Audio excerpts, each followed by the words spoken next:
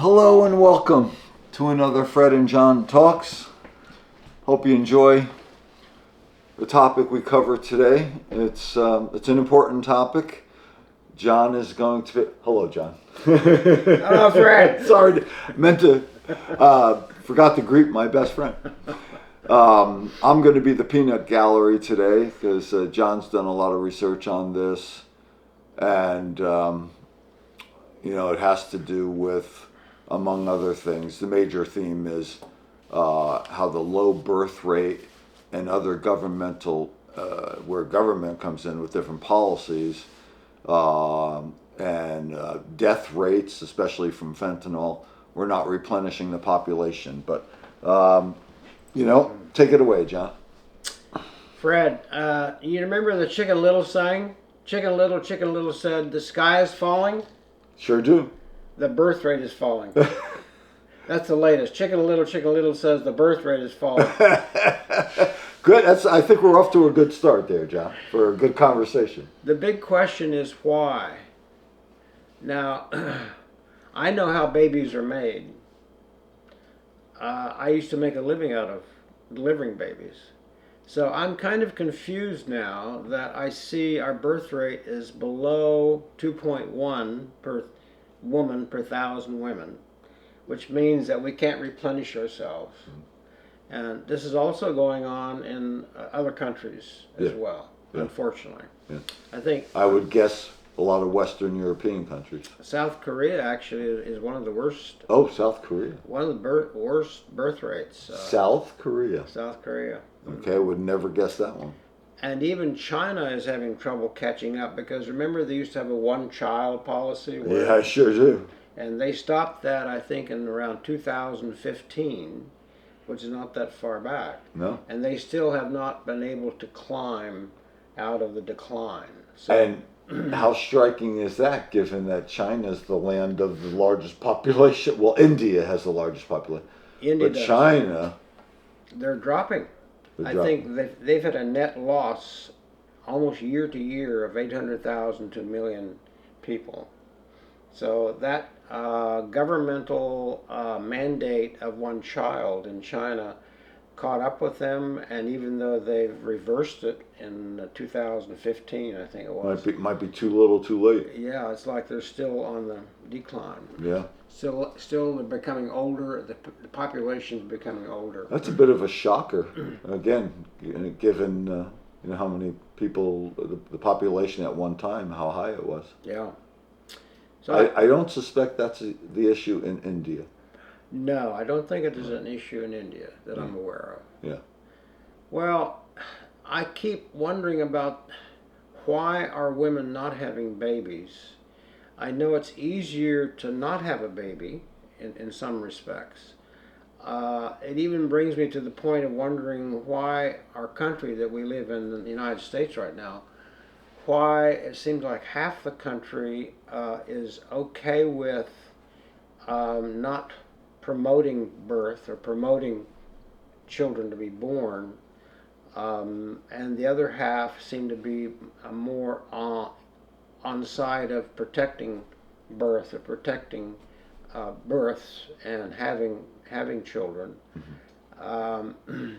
How do you think that's going to play out if our country is divided and part of the country wants to have access to abortions and reduction in childbirth? That's going to be an issue, I think, long term. Thought you'd never ask. I believe, and before I tell you what I believe, I want to say, I don't think this is a stretch or an exaggeration or, paranoia. I believe that America is, and has been for quite some time, having a civil war, an unnamed, unseen, unacknowledged civil war, and it's a war of ideology. And I think the ideology comes into bold relief when you look at the two parties. Now, we don't want to get political, and we're not going to be thumping for one party over another. Well, sex is a non-political issue. This is a moral issue. It is a moral issue. I am not shy about saying on camera that I think the defining moral issue of our time, similar to the way slavery was during the 1800s and well into the 1900s. I just finished a novel about a court case where two black people were hauled into court in the South and immediately presumed to be guilty of the murder of this wealthy couple. And that was in 1968. I think it's loosely based on a true story, when they still had signs on bathrooms saying whites only and stuff like that. Well, similar to slavery and racism, I believe we are at an ideological war about the whole issue of abortion versus non-abortion. And I'll say one more thing on this and hand it back over to you.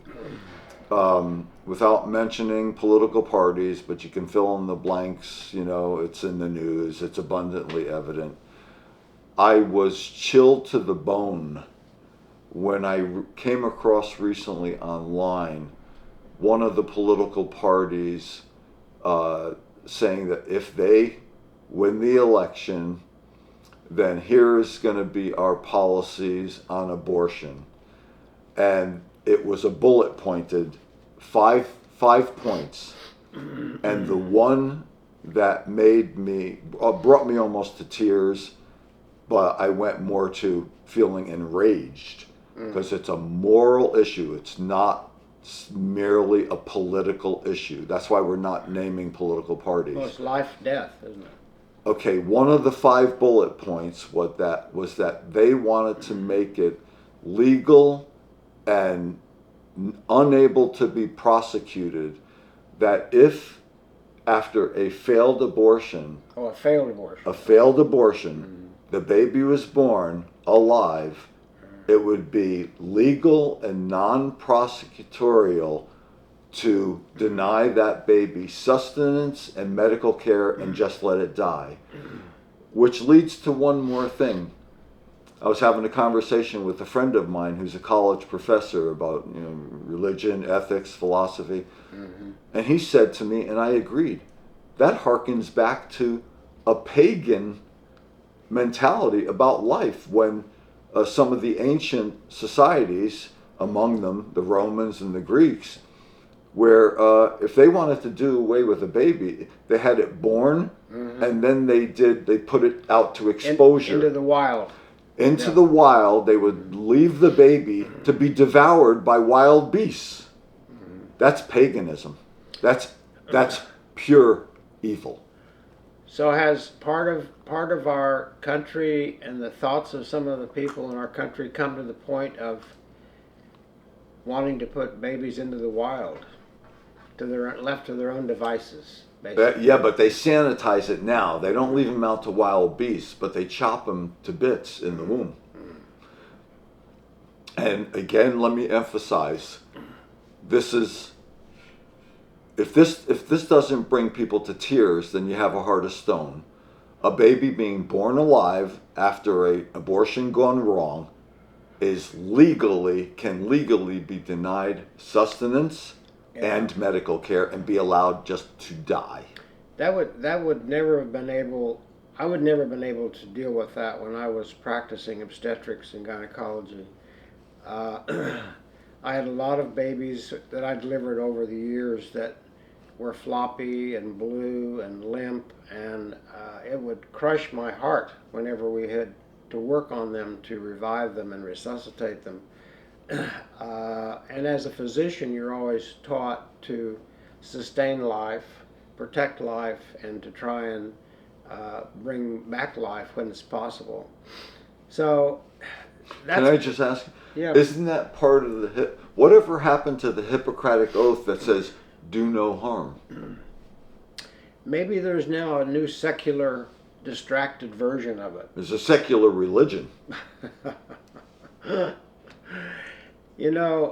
We talk about so many other topics, Fred, like loneliness, sleep deprivation. To me, I wonder how some of these issues are actually tied into our daily lives of are we leading a life of hope or despair? How joyful is it to be thinking that a baby shouldn't be born versus taking care of a baby and watching life grow? I think there's a relationship there between loneliness and people's depression and some of their sadness. It's not the only answer, but it plays into the whole situation of mental health. Yeah, I was telling John off camera when we were preparing for this episode that in the Catholic Church, uh, there's been a program around for decades for women who post-abortive women who were traumatized by it and ended up regretting it.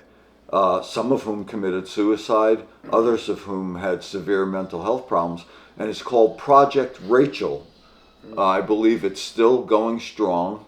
They offer retreats for healing and forgiveness and everything, and the name is borrowed from From the Bible. the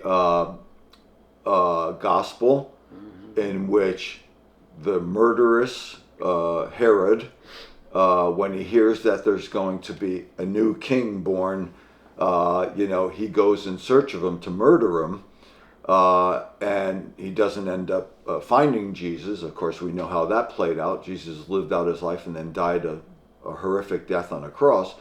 But what he did do was he went down to Bethlehem, where it was prophesied that the Savior was going to be born, and we have the slaughter of the innocents. He had all males under a certain age slaughtered.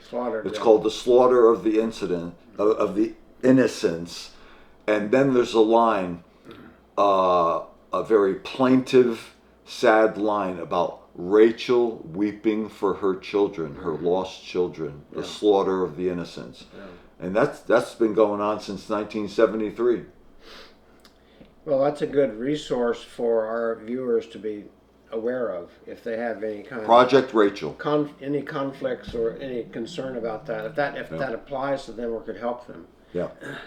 So we've talked a little bit this morning about what seems to be a impasse between a lot of people in our country that are pro and con life and pro-life. What also is confusing to me, maybe you can explain this to me, we're allowing in all these guests and immigrants, some of which people would term as illegal immigrants, coming into our country. They come from all over the world. They come from Africa, South America, certainly from countries where the childbirth rate would be up. Much higher, and where it's very very much touted to have a family or to have children. And so if a lot of the males who are coming in who are on their own, I can't imagine they're not going to want to have a female companion in this country at some point, right, and procreate. It seems like there's a weird disparity going on here, that we're bringing in people at the same time our birth rate's going down. We're bringing in people to have babies, and our own American citizens are having less and less. Yeah, it doesn't, I can't add that That's up. a conundrum. I can't add that up. Yeah. So I guess it's no wonder the birth rate is falling. So without getting much deeper than that, I think we've covered an awful lot of material. I want to quote Alexis de Tocqueville, a great philosopher. I love his material. And I've said this before to our YouTube fans. One of the things that really touched me was one of the sayings of his that says, "Remember that life is neither pain nor pleasure." And I've seen that in delivering babies. There's a lot of pain, but there's a lot of pleasure. It can be neither or either or. Down the road, watching your children grow up, it's, to me, all pleasure and no pain. But he says it's neither pain nor pleasure. It is serious business Well, it is. Whenever sex produces a pregnancy and a baby, and the baby's delivered, that is serious business. Totally. And it is not to be entered upon without courage. And you have to have a spirit of self-sacrifice. Self-sacrifice. And I think that's part of what's missing in our culture today, Fred, is accountability. Nobody wants to take accountability for any action. They don't want to take responsibility for any action. And least of all, they don't want to self-sacrifice because they're too busy doing other things. Yeah. Because it requires a lot of sacrifice. It does. And we know that to be true because you're a father. Father of three. Of three. I'm a father of three. And it's a big, big sacrifice. So to those of you out there who contemplate pregnancy, issues surrounding pregnancy, whether you're pro-pregnancy, anti-pregnancy, don't think you should have a family because the world's coming to an end. Chicken Little is wrong. You know, the world is not going to end.